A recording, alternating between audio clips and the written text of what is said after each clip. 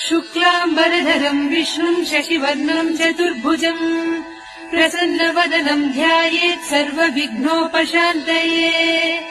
व्यासम् वसिष्ठनप्तारम् शक्ते पौत्रमकल्मषम् पराशरात्मजम् वन्दे शुकतातम् तपोनिधिम्।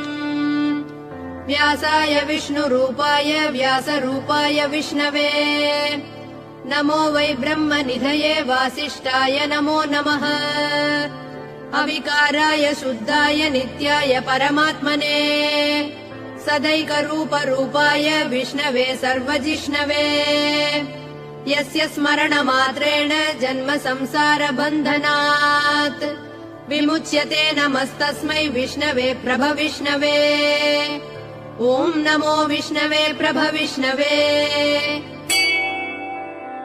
श्रीवैशम्पायन उवाच श्रुत्वा धर्मानशेषेण पावनानि च सर्वशः युधिष्ठिरः शान्तनवम् पुनरेवाभ्यभाषत।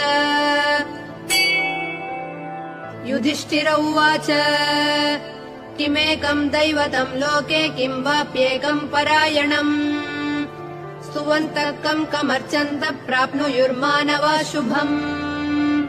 को धर्मः सर्वधर्माणाम् भवतः परमो मतः किम् जपन्मुच्यते जन्तुर्जन्म संसारबन्धनात्।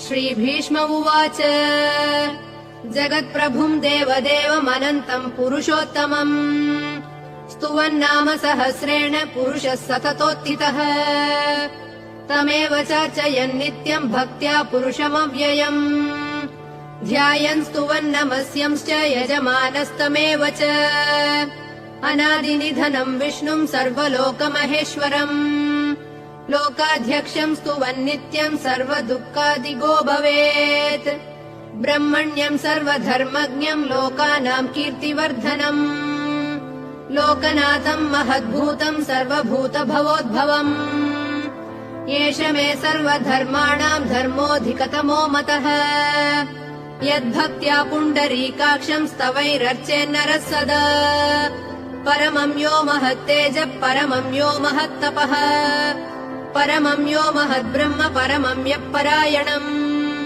पवित्राणाम् पवित्रम् यो मङ्गलानाम् च मङ्गलम् दैवतम् देवतानाम् च भूतानाम् यो व्ययः पिता यतः सर्वाणि भूतानि भवन्त्यादियुगागमे यस्मिंश्च प्रलयम् यान्ति पुनरेव युगक्षये तस्य लोकप्रधानस्य जगन्नाथस्य